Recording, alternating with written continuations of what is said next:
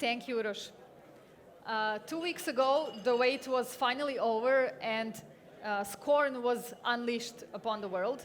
The reviews and Let's Plays are still pouring in day after day, and everyone around the world is fighting to prove that their own version and explanation of the ending is canon, because the ending is so mysterious and the story is virtually non-existent. The game is fresh off the press, and we really need to know more about how it came to be. We have a chance to listen to the art producer of Ebb Software, Lazar Mesaroš. Hello. Thank you for the opportunity to let me speak to you about our new game that we had in so many years in the making. I wanted to talk to you more about how the process, how long did it take, and why did it take so long, and through the prism of a couple of things that I think they're very important for anyone who starts doing a new project, either starting from scratch like we started, or being someone who is a seasoned developer.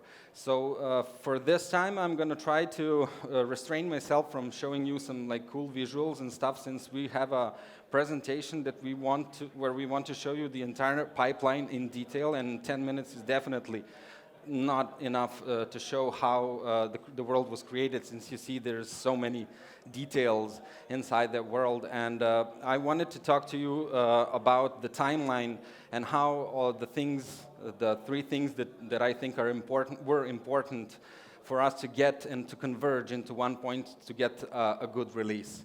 So we're going to talk and have this like a mental map of beginning to the end where we are now. So basically, in late 2013, game director Ljubomir Peklar, a mystery man, since he doesn't show up anywhere, he doesn't like public speaking. That's why I'm here, basically. He dug deep in his pocket and put everything that he owned, like a small amount of money to make his very, very ambitious vision. For that, at the moment, Unity was a good go-to place for indie developers, and when they started working with Unity and tried to create the world in Unity in that moment. So basically, that lasted for some time, when they managed to try to create some assets that are going to go inside the engine and create a level that can be used to pitch to someone to get the investment. What happened is, when they crammed everything inside Unity basically could not hold it, since I think it was a 32-bit application at that point, and 2 gigs of RAM was by far not enough to push the game forward. So they transferred to Unreal Engine, because at that moment Unreal Engine 4 was released. And when the Unreal Engine 4, as you all know, many of the artists started looking at Unreal and started to migrate from film and started to get into gaming more, because it was so approachable. So, and that Unreal Engine, we followed their pace of improving, optimizing and stuff all the way to the end of the production. So basically that was some kind of a genesis long time ago. First thing, when they managed to create something that is tangible for the investors of some kind, we reached out to a Kickstarter campaign. We made some content, and we were not very good at Unreal at that point, and not very good artists at all. So basically that Kickstarter campaign totally flopped. So the amazing thing that happened is there was an angel investor that came and said, "You guys are like crazy people, I'm going to give you money." And he gave us some, at that point it was like a huge amount of money for us, but at this point it's like extremely small amount of money. We have to be considerate about how you manage your resources of cash with regards to what are you trying to create. So we use that money to create something that we put out to Steam, and the Steam community greenlit our project, which was a good thing to draw some more investors and stuff, but still didn't happen right. And the first thing that was kind of a good thing was that Kickstarter campaign that we did where you all guys heard about this game. So basically, that was the first time where we kind of knew what we were doing with Unreal Engine, and we had good results. So this Kickstarter campaign was a success. In the term, the success was like several hundred thousand was the success amount, and this was something that kept us going, so we can continue going towards that very, very ambitious goal. And one more thing that I need to talk about is like target hardware. We were thinking about making the game for, I'm talking about NVIDIA at this point, like GTX 1060 was the most common graphics card at Steam at that point, and we said this was the recommended settings, so we were going to try to make the game for this graphics card. And all of our production was steered towards the capabilities of that hardware.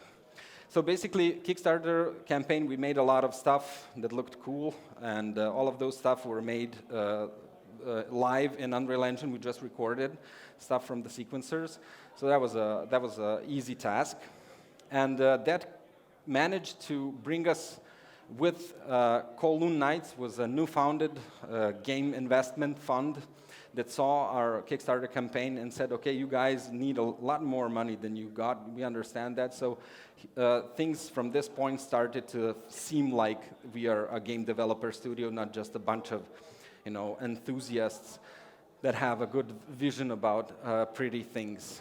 So contacts from those guys and the investment we got there made us created a period where we started taking development very seriously. And after that, one of the best things that happened for the finishing of the game, we became a partner, a part of Kepler groups. Like, it's a group of 7 studios that share resources to create video games. Basically, Kepler is a publisher that restrains from asserting creative control, and that was definitely a good thing for us.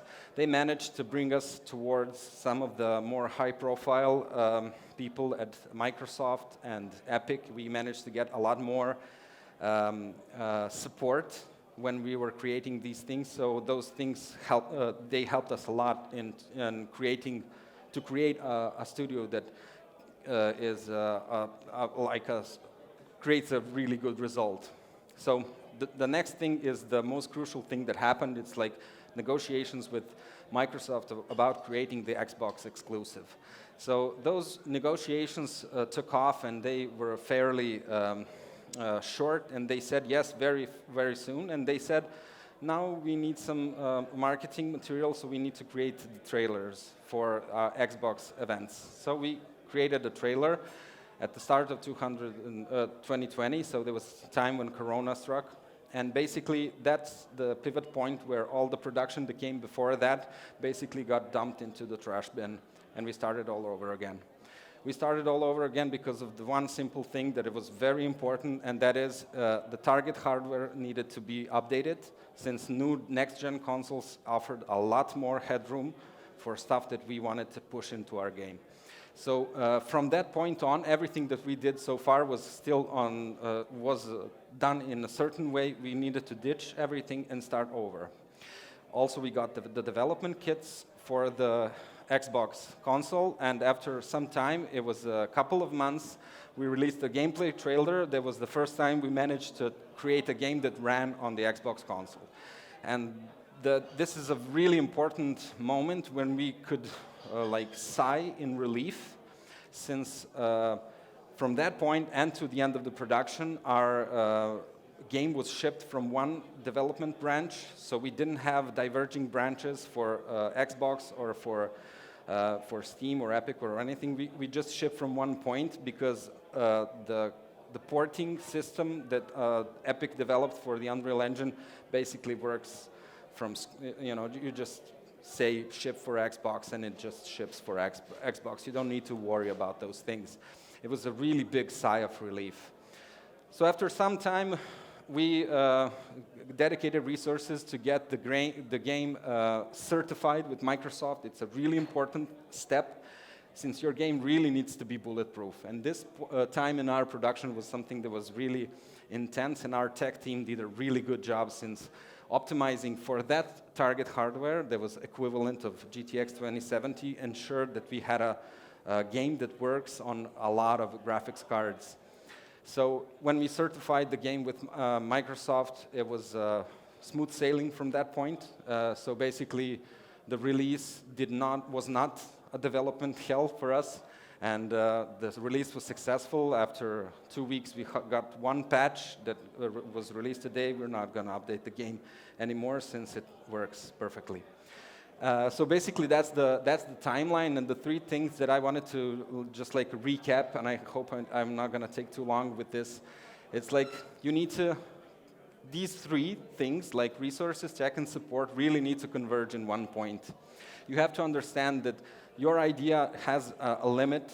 It needs a certain amount of resources in money and in people. So the people were not in this graph since it would take too long to talk about it, but basically our resources were continually searched. Throughout the development of the game, we were always on the hunt for more resources since the idea could not be done with just a Kickstarter campaign. You really need to understand it. The technology can make your life easier, like Unreal did. It really made our lives very easy to create a game like this, but also made it other things made it hard, like changing target hardware so late in the game. And the final thing is having support from the publishers that understand what we are trying to do and understand the idea. And those things, when three things converged, we had a successful launch. So basically, that's my presentation. I hope I didn't go too far with this.